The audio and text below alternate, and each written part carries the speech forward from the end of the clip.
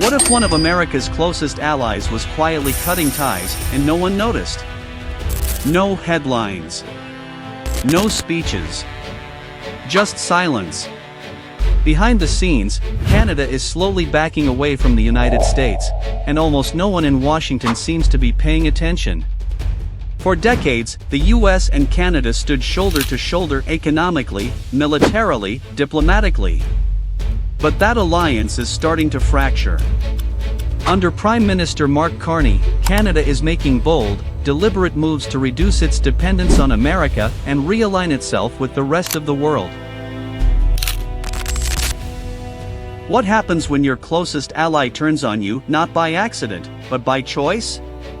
In 2025, with his signature flair for disruption, Donald Trump returned to the presidency and reintroduced a crippling 50% tariff on Canadian steel and aluminum, the lifeblood of U.S.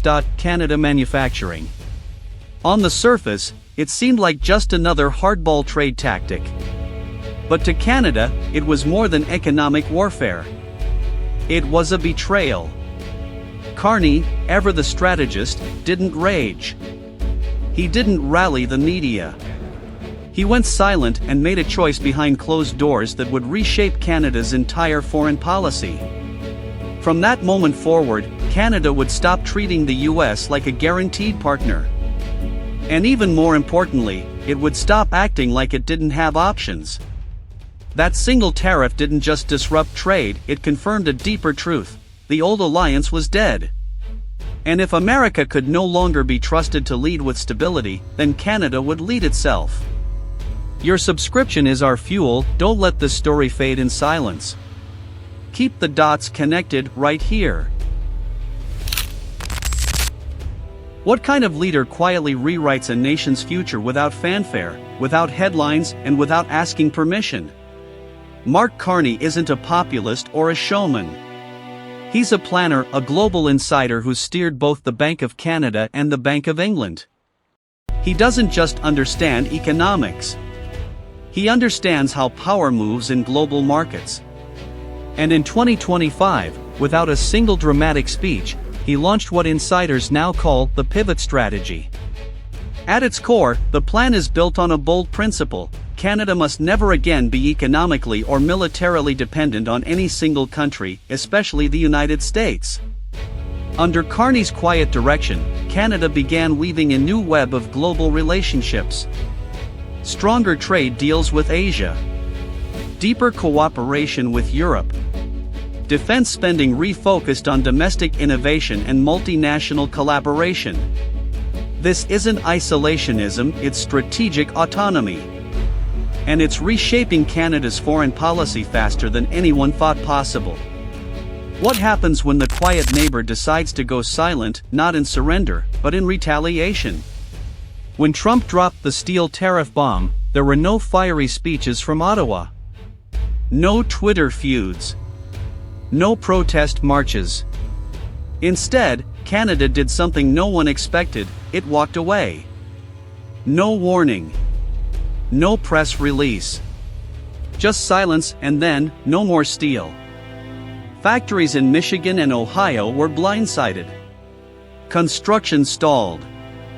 Auto plants froze production lines. The supply chain, once seamless, began to snap, and Washington was left scrambling. For years, American officials operated under one assumption: Canada needed the U.S. more than the U.S. needed Canada. But under Carney, that narrative collapsed. Canada had already linked steel deals with Germany, Japan, and South Korea, quietly insulating itself from American leverage. This wasn't a tantrum. It was strategy. The silence wasn't weakness, it was control. And the message couldn't have been clearer: Canada would no longer play the dependent partner. If you're still here, you're not average. You see the dots no one connects, so smash that like button, hit subscribe, and share this with one person who needs to wake up.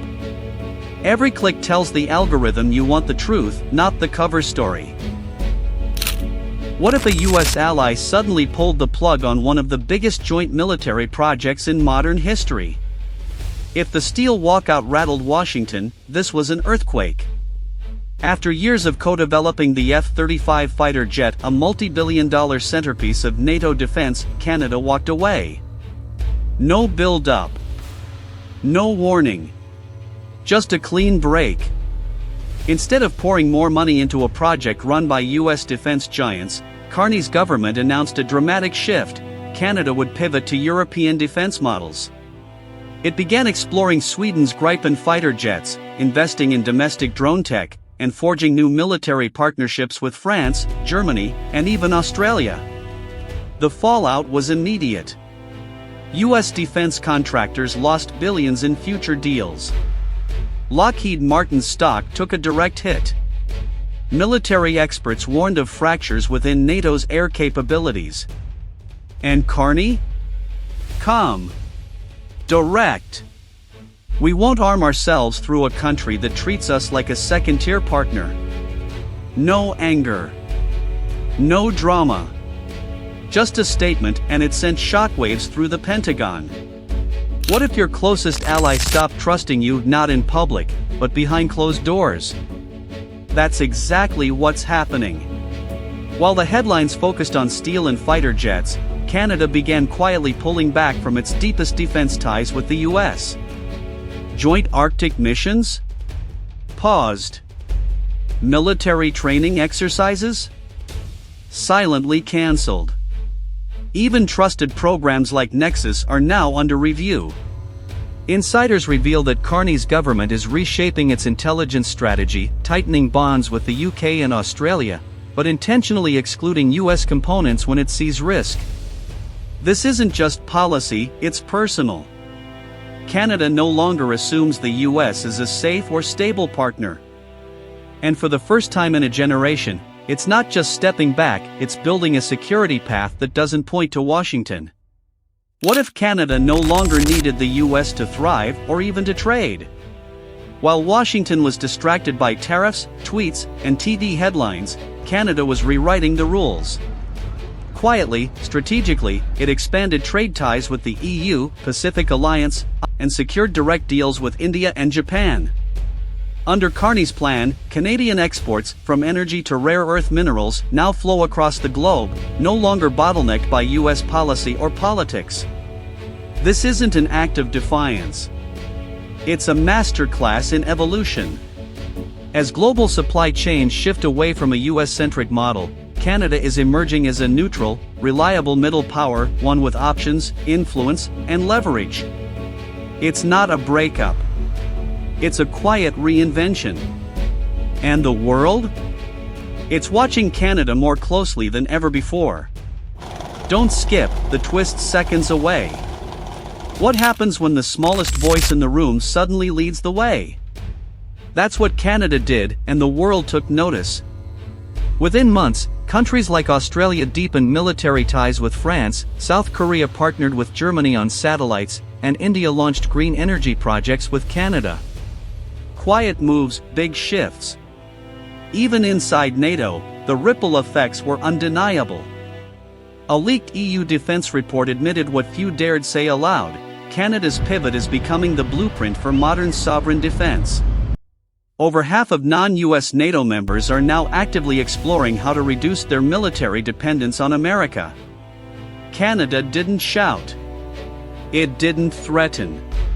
It simply offered an alternative, and the world is listening. How do you lose influence?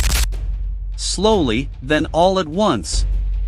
While Canada pivoted with quiet precision, Washington barely blinked, brushing it off as posturing, assuming Canada would come crawling back. But as contracts vanished, ports were bypassed, and NATO allies rebalanced their defense budgets, reality hit. This wasn't a bluff. It was a permanent shift. And the real mistake? Arrogance.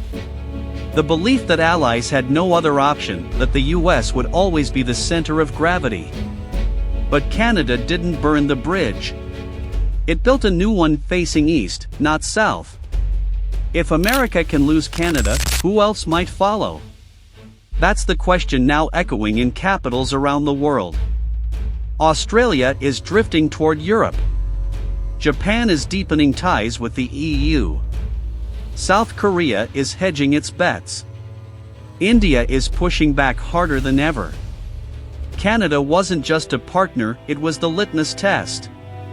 And now, it's become a case study in how to leave America's orbit without firing a shot. This isn't rebellion. It's realignment. And the old world order? It's unraveling, not in chaos, but in cold, strategic silence. Don't scroll, subscribe. Simple. Conclusion: what happens when the quiet ones stop following? What if the biggest shift in North American history didn't come from Washington, but from Ottawa? Mark Carney didn't need slogans. He didn't stir outrage. He just moved, with quiet precision, reshaping Canada's future behind the scenes. This isn't anti-Americanism. It's post-American planning. Carney's Canada isn't picking a fight. It's picking independence. The U.S. Canada relationship isn't gone. But it's no longer untouchable. And if America keeps treating its allies like employees, it may soon find itself the last one left at the table. So here's the real question. What happens when the most loyal partner decides loyalty has limits? Because Canada just answered. Who answers next? Did this just change how you see the U.S.-Canada relationship? If so, you're not alone. And this conversation is just getting started. Smash that like button if you think this shift is bigger than the headlines admit. Subscribe for more deep dives into how the global balance of power is quietly shifting, one decision at a time. And sound off in the comments. Is Canada making a bold stand for independence, or playing a risky game with a superpower? This isn't just politics. It's history unfolding, and you're watching it happen.